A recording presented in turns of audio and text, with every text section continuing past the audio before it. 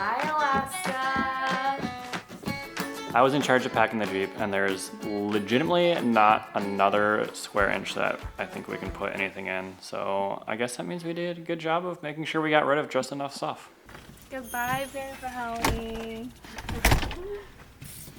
And we're done here. Sad.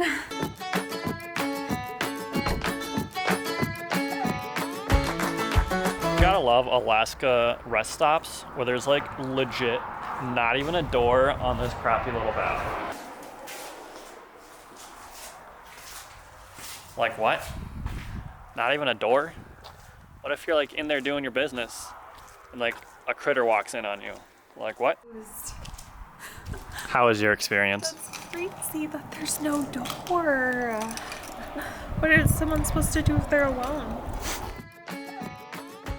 We are currently in Toke getting some gas. Jordan's inside the gas station using the restroom. Quit. We've been driving for about 5.5 hours so far, and we're about 2 hours from the Canadian border. Jordan just ate some cottage cheese, and I am just gonna eat this tuna packet quick for supper.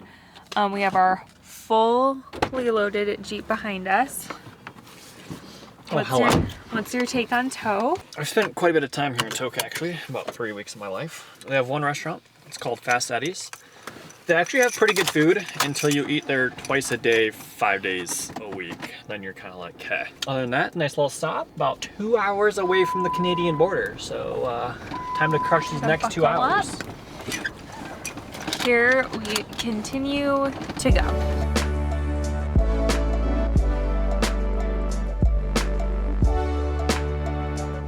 Crossed the border into the Yukon, so now we are in Canada. We still have to go through customs though. For whatever reason, you like get into Canada and then 20 miles later you hit customs. So we still have to get through that. So hopefully that goes well. The road has been rough. Potholes, bottoming out. The road is extremely uneven. It goes from paved to gravel, paved to gravel. So it's definitely slowed down our time. I feel like I've been driving forever, but forever's only actually been like 8 hours. So really, dude, fresh start to the whole trip. We just made it across the Canadian border. It was super easy. They just asked a couple questions and we were able to get across without getting searched or anything like that. 8 hours done today and probably 4 or 5 more to go. We'll see how far we make it tonight. There's a sign that said 180 kilometers until the next gas station. So we're going to stop to quick use the restroom here in Beaver Creek, grab some gas before we keep heading on down the road. Just saw our like second nature creature of the day. Earlier today we saw a Dall sheep up on the mountains, and just now we saw a really young little bull moose along with a female moose. We are having breakfast on the hood of our Jeep. So it's kind of confession time. I was in charge of doing most of the planning for Canada, and during that planning phase, well, first off, I didn't really think we'd make it all the way to Whitehorse on the first day because it's like a 14.5-hour drive, and I was like, we'll probably only get, like 10, 12 hours down the road and then stop before that. And there's nowhere to stay between like the Canadian border and Whitehorse, so I was like, we'll just sleep in the Jeep at a rest stop. And in theory, I thought that was a good plan. And then we got to actually sleeping in the Jeep at a rest stop, and we very quickly determined that was a very bad plan. So we did make it all the way to Whitehorse, and then we were like looking for a place to sleep for the night, and I looked it up. There's supposed to be a truck stop. We got to said truck stop, and it's not what you think of like an American lower 48 truck stop. It was really just a gas station that was closed already, and there was no one else there. And so we drove to a different gas station that actually was open. We were able to use the bathroom there. And then we drove to a nearby like little shopping center, and we parked our car for the night and slept in the parking lot. So that's a good start to the day. We actually did sleep better than what we thought we would though. I think solid 5 hours. We got 5 hours of sleep. Then we got up and we went to a cute little coffee shop downtown Yukon. It was called The Kind Coffee Co. Then we decided to check out Emerald Lake this morning, which is about 45 minutes south of Whitehorse. It's this beautiful lake that has this aqua color around the ring of the lake, and that's what we're next to right now. Last night, driving in the dark, would not recommend. We saw a grizzly bear run across the road, as well as porcupine, a herd of about 30 elk, and we saw 2 moose. So it was a little dicey driving, but we finally made it at about 1 a.m. to Whitehorse. We're up early, drinking lots of coffee, trying to make the most of the day and not be too tired while doing so.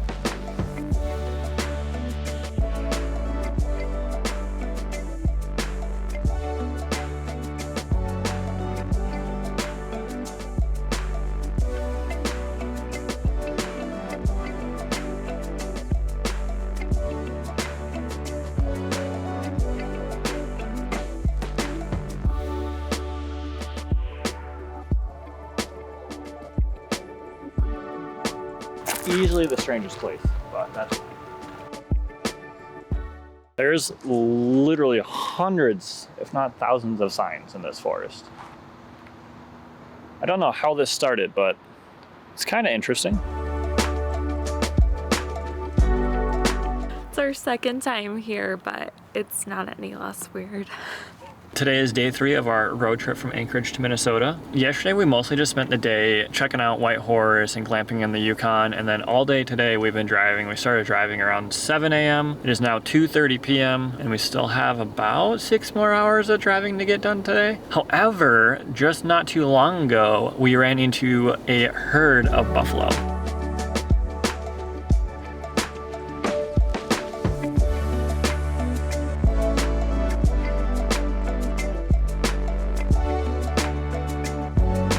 We are stopped at like a construction point, and I think this might be where a bridge washed down about a month ago. About a month ago, this area of Canada was getting a lot of rain, and well, the bridges got washed out, which closed down traffic for quite a while. People were having to like backtrack quite a long ways. So I think this might be where it's at.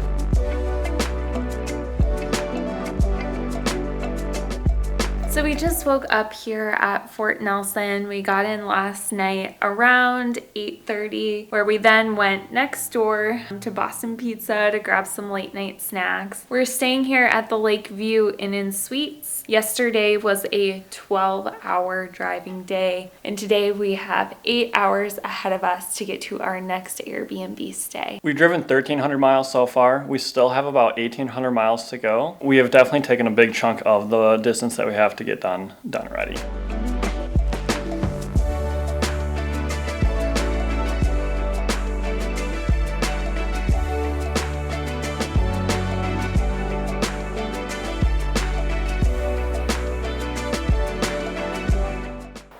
So far we've given you guys very brief updates on our journey from Alaska all the way to Minnesota.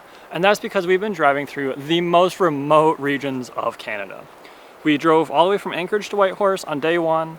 We spent some time in Whitehorse, and then we continued driving from Whitehorse all the way to Jasper National Park over the last 2 days. This trip is kind of the most boring part, but it's also the most, I don't want to say dangerous, but it's definitely the most extreme part, because if something does go wrong, you are out there in the middle of the Canadian forest with no service, no way to get help, and we were seeing very few cars go by. Luckily, we made it through. We didn't have any issues, and because we were driving through in, late August, early September, all the gas stations are still open, so we never had to worry about any of the gas situation. I will say, if you're making this drive during the winter, you will definitely want to be a little more careful with your gas, because there's a lot of like little places that are motels that are only open during the peak season that offer gas. And so if you miss those, or if those aren't open, you're gonna have a smaller selection of fuel to pick from. Also, because most people make their drive for the first time from Minnesota going up to Alaska, or from, I should say, the lower 48 up to Alaska, I want to know what I think is the best stops to make along the way. If you're driving from the lower 48 up to Alaska, I suggest first making your way to Fort Nelson. And then from Fort Nelson, I suggest driving all the way to Whitehorse. This is about a 12-hour driving day. And then from Whitehorse, you can do a couple of different things. You can either A, drive all the way down into Anchorage or wherever you're going into Alaska. However, this is going to be a 14.5-hour drive, and you're almost certainly going to be getting there super late. What we did when we first drove from Minnesota all the way to Alaska is we stopped in Glenallen, which is only about 12 hours away from Whitehorse. And then the following morning, we made the final 3 hours of the drive into Anchorage. That way we were getting there early in the morning and we had plenty of time to unpack. and get all of our stuff out of our Jeep. One other thing to definitely make note of is in between Whitehorse and wherever you're going in Alaska, the road is pretty terrible. There's this thing called frost heaves that we were not aware of when we first made this drive. Essentially, it's just the ground getting super frozen and pushing up the road. And so every time you go over these, all your stuff goes flying, your Jeep goes flying, your car goes flying, and you wonder if you just broke your axle or whatever. So just make sure you plan for more time so you can go slowly through that area. To give ourselves a little bit of a break from the driving, we are planning on spending the next 72 hours here in Jasper National Park, and then we're going to spend the next couple of days in Banff. So we have a good amount of time planned to spend here in these national parks.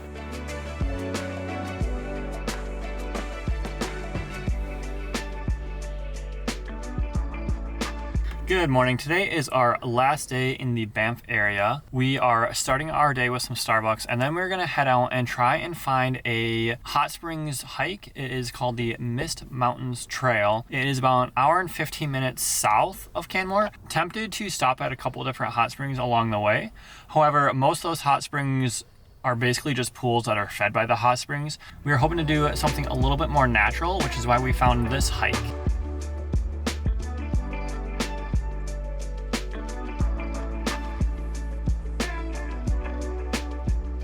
So we've spent the last 12 days in Canada, and we woke up this morning in Medicine Hat, and we drove here to the border where we're now waiting in line to get through the U.S. Customs port of entry. All right, well, we are now back to mile-per-hour speed limits, which is kind of nice. However, getting back into the U.S. was quite a bit more difficult than I thought. We got searched. I think it's partly because our Jeep is just jam-packed with so much stuff. Regardless, we made it through, and we are now driving through North Dakota back into US of A.